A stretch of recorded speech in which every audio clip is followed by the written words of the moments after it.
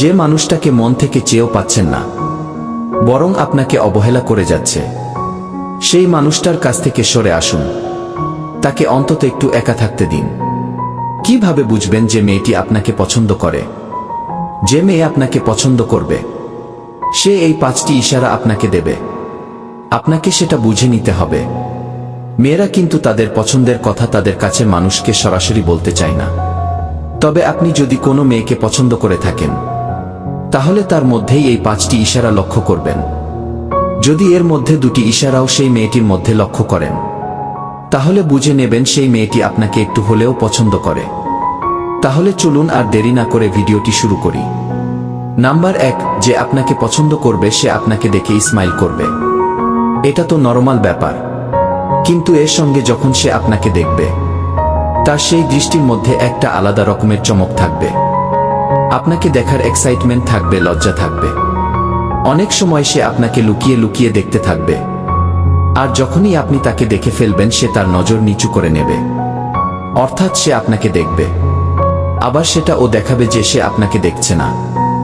যদি কোনো মেয়ে আপনাকে লুকিয়ে লুকিয়ে দেখে নেশা ভরা দৃষ্টিতেই আপনার দিকে তাকিয়ে থাকে, বারবার আপনাকে দেখে স্মাইল করে, তাহলে বুঝে নেবেন যে সেই মেয়েটি আপনাকে পছন্দ করে।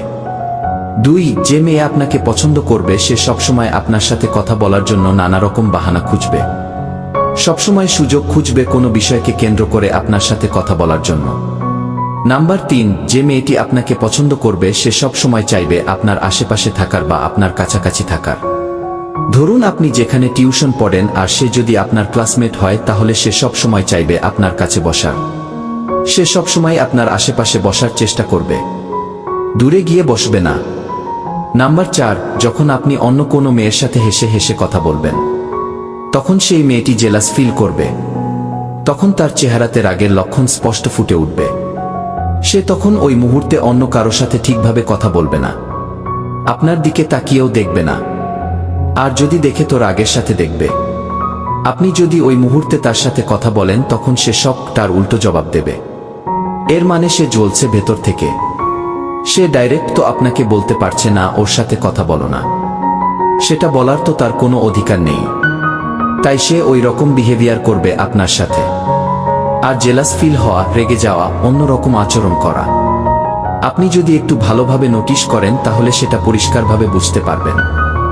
ধন্যবাদ ভিডিও শেষ পর্যন্ত দেখার জন্য।